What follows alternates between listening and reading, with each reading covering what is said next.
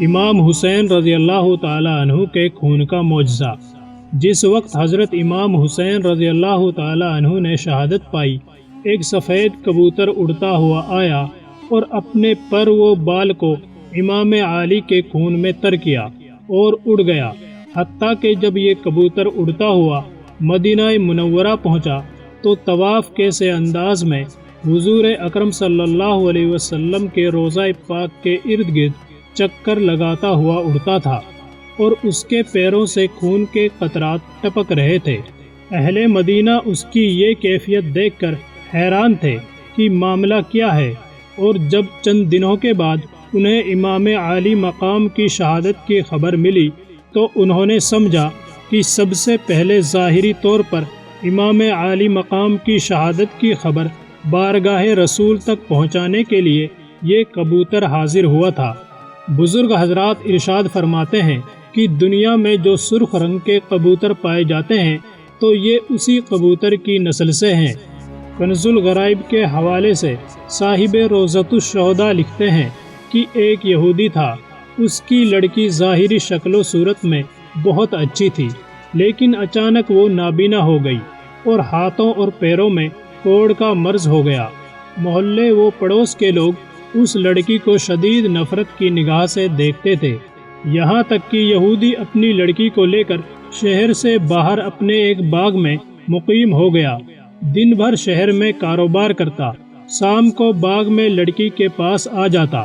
ایک دن اتفاق ایسا ہوا کہ یہودی کاروبار میں اتنا مصروف ہوا کہ شام کو باغ میں واپس نہ آ سکا۔ لڑکی نے تنہا ایک درخت کے نیچے رات گزاری۔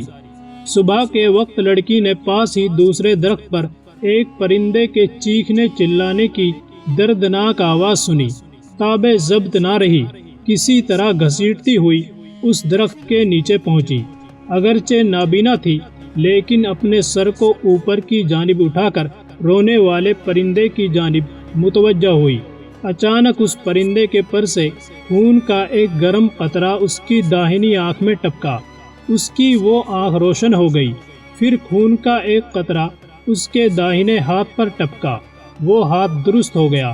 لڑکی نے یہ کیفیت دیکھ کر بایاں ہاتھ پھیلا دیا، اس پر بھی ایک قطرہ ٹپکا، وہ ہاتھ بھی درست ہو گیا۔ اس قطرہ خون کو لڑکی نے اپنی بائیں آنکھ پر مل لیا، وہ آنکھ بھی روشن ہو گئی۔ اس کے بعد لڑکی نے چند قطروں کو اپنے ہاتھوں پر لے کر پورے بدن پر مل لیا، جس سے وہ پورے طور پر صحت یاب ہو گئی اور ایسے ہو گئی جیسے کوئی مرض تھا ہی نہیں۔ اب لڑکی اٹھی اور اپنے باپ کی تلاش میں باغ کے گرد گھومنے لگی۔ اتنے میں وہ یہودی بھی آ گیا، لیکن اپنی لڑکی کو پہچان نہ سکا۔ اجنبی عورت سمجھ کر پوچھنے لگا، اے عورت، تو کون ہے؟ میں اس باغ میں اپنی ایک اپاہج لڑکی کو چھوڑ گیا تھا، تجھے کچھ اس کا حال معلوم ہے؟ وہ کہاں گئی ہے؟ کیونکہ باغ میں اسے میں جہاں چھوڑ کر گیا تھا وہ وہاں نظر نہیں آ رہی ہے۔ لڑکی نے کہا کہ اے باپ، تو نے مجھے نہیں پہچانا، میں ہی تیری وہ اپاہج لڑکی ہوں جسے تو باغ میں چھوڑ کر گیا تھا۔ یہودی انتہائی خوشی میں بے ہوش ہو گیا۔ کچھ دیر کے بعد جب اسے ہوش آیا تو لڑکی نے سارا واقعہ بیان کیا اور یہودی کو اس درخت کے نیچے لے آئی جس پر وہ پرندہ ابھی تک بیٹھا ہوا گریہ و زاری کر رہا تھا۔ یہودی نے اس پرندے کی جانب مخاطب ہو کر کہا کہ اے مبارک پرندے، تیری گریہ و زاری کا سبب کیا ہے اور تیرے پیروں سے ٹپکنے والے یہ خون کے قطرے کیسے ہیں جن سے ایسی برکات کا ظہور ہوا ہے؟ اللہ تبارک و تعالی نے اس پرندے کو قوت گویائی عطا فرمائی۔ اس نے اللہ کے حکم سے کلام کرنا شروع کیا کہ اے یہودی، ہم پرندوں کی ایک جماعت فلاں جنگل میں رہتی تھی۔ ہمارا معمول تھا کہ صبح اپنے گھونسلوں سے اڑ کر اطراف و جوانب میں چلے جاتے اور دانہ پانی حاصل کرنے کے بعد دوپہر تک اپنے گھونسلوں میں واپس آ جاتے اور جس نے جو کچھ کھایا پیا ہوتا آپس میں ایک دوسرے کو خبر دیتے۔ اچانک ایک دن ہم نے ایک ندا سنی کہ نواسۂ رسول امام حسین رضی اللہ تعالی عنہ نے تپتی ہوئی دوپہر میں کربلا کی سرزمین پر شہادت کا جام نوش کیا ہے، اور اے پرندو، تم درختوں کے سائے میں بیٹھ کر آرام کر رہے ہو۔ یہ ندا سن کر ہم تمام پرندے کربلا کی سرزمین کی جانب روانہ ہو گئے۔ جس وقت ہم وہاں پہنچے تو دیکھا کہ جگر گوسائے رسول حضرت امام حسین رضی اللہ تعالیٰ عنہ شہید ہو چکے ہیں اور ان کے جسم شریف سے ابھی تک تازہ خون جاری ہے۔ یہ کیفیت دیکھ کر تمام پرندے گریہ و زاری میں مشغول ہو گئے۔ مجھ میں تاب ضبط نہ رہی، میں نے اپنے آپ کو آپ کے بہنے والے خون شریف میں گرا دیا، اپنے چہرے سمیت اپنے بالوں اور پیروں کو آپ کے مبارک خون میں تر کیا اور وہاں سے اڑ کر میں یہاں آ گیا ہوں۔ یہ اسی خون شریف کے پاکیزہ قطرات ہیں جو میرے پروں سے ٹپک رہے ہیں، اور اس خون شریف کے مبارک قطرات جہاں بھی ٹپکتے ہیں وہاں خیر و برکت کا ظہور ہوتا ہے۔ پرندے کی زبان سے یہ گفتگو سن کر یہودی نے کہا، اگر امام حسین رضی اللہ تعالی عنہ کے نانا جناب محمد رسول اللہ صلی اللہ علیہ وسلم حق پر نہ ہوتے تو ان کے نواسے امام حسین رضی اللہ تعالی عنہ کے خون پاک سے قطروں سے ایسی خیرات و برکات کا ظہور نہ ہوتا اور میری اپاہج لڑکی کو شفا نہ ملتی۔ چنانچہ یہودی اپنے پورے گھر کے ساتھ مشرف با اسلام ہو گیا، اور جب کبھی بھی کوئی اس کے اسلام لانے کی وجہ پوچھتا تو اس واقعے کو بہت تفصیل سے بیان کرتا۔ اسی طرح ایک اور خوبصورت واقعہ ہے کہ فتح مکہ کے بعد ایک روز نبی کریم صلی اللہ علیہ وسلم ایک مکان کی دیوار سے ٹیک لگائے اپنے کسی غلام کے ساتھ گفتگو فرما رہے تھے، اور وہ مکان ایک کافرہ عورت کا تھا۔ اس نے جب حضور صلی اللہ علیہ وسلم کی آواز مبارک سنی تو بغض و حسد کی وجہ سے اپنے مکان کی کھڑکیاں بند کر لی تاکہ آپ صلی اللہ علیہ وسلم کی آواز مبارک اسے سنائی نہ دے۔